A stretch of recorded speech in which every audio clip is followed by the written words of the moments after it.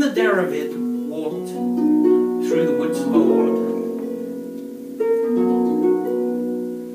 he was solemnly stalking, dressed up in white and gold, to visit and dwell amongst the ancient Jews, where his guide would be there to reveal what he now needs to choose. Pilgrims were resting in a cell that was carved in stone and by a Bridget's well, while others were tramping by, and they were going off to the fair and joking about mirth and the haggling that they will be doing there.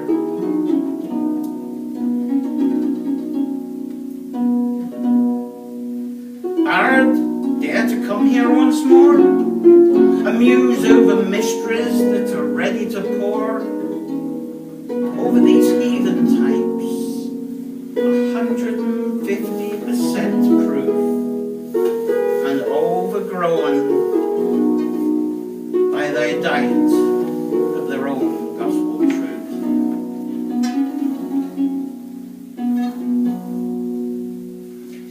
Be of healthy service. There's much for us to do to loosen the chains of this so-called deadly yew. Haul them away and create happier years, the topple old-time wrongs that breed all our fears of being close and connected to love and light that overwhelms the rain of sin and night. For out of darkness, emptiness and woe, let's incubate happiness and share with everyone we know. Bard, dare to be called to what we have here to view within this very intriguing tree that renews, and with its monster trunk, its giant limbs and boughs and intersecting roots where the spirit flows, and the yew is set to reign over midnight calm, over the bodies of those that we choose to embalm. And unknown to us, it feeds the seed that gives us birth from an alchemy of love, light, and dust from the earth. And the yews for so long have been spared, gracing hallowed spaces where the treading is dared. And when lightnings flash, we fear the tempest's rage, but we do not harm them. Let them age. And with stern reluctance, the yews have often spoke, quivering their arms before a woodman's stroke, inducing the undefined fear of the consecrated ground, though the woodmen feel empowered to erect fences around. For many years, I have measured the endless steps I tread through ancient mounds where lay many sleeping heads that paid their debt of forcing nature into dead-end hollows until their lives passed away into these somber shadows. Here the young, the old, the rich and the poor, our friends and any foes, they all use the same door. Servants with their masters, they lay together, and the worms must feed on all of us one day.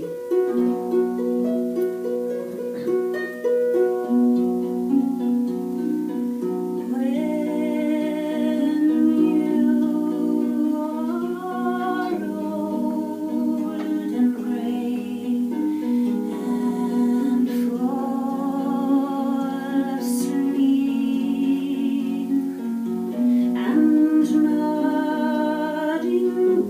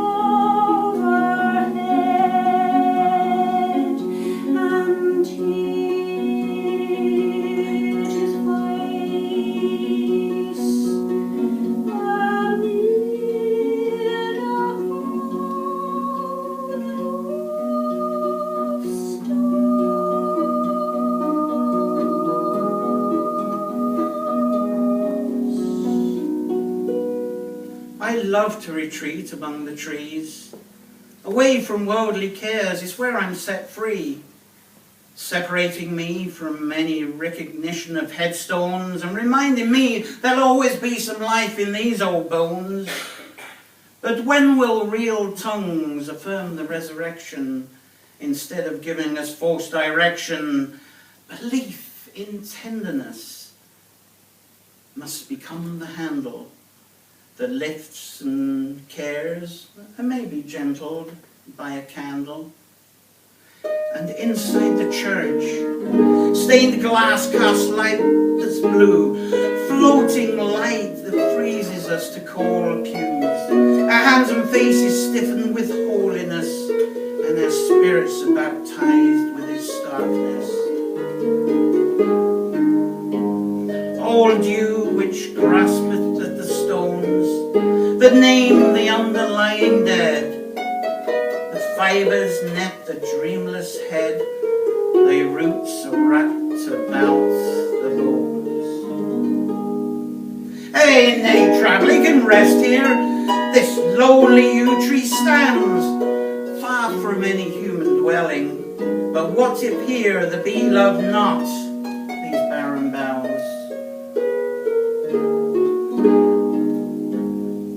So who, through any silent hour of inward thought, can revere loneliness of heart? It must be thwart. Bard, this you connects all that you are, all that you seek. There's no openings, there's no conclusions. No, don't think this is weak. Yes, you can always be evergreen, always be part of all that you've seen, solid and dependable as nature made you, wise bard connecting with all like the regenerating you. And I will leave you now, but as I leave I also return. I can never serve you all that you can learn. All I can give you is what I have through my voice and scripted text. But we are bonded friends in this life and into the next. Where Beth the birch, is again the first life on this earth. Born here from another world, they say.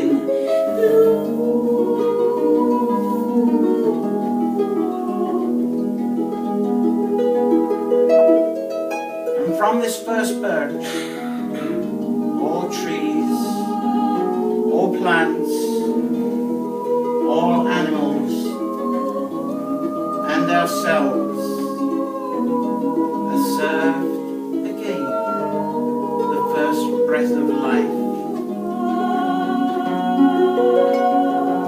And Ogma's tales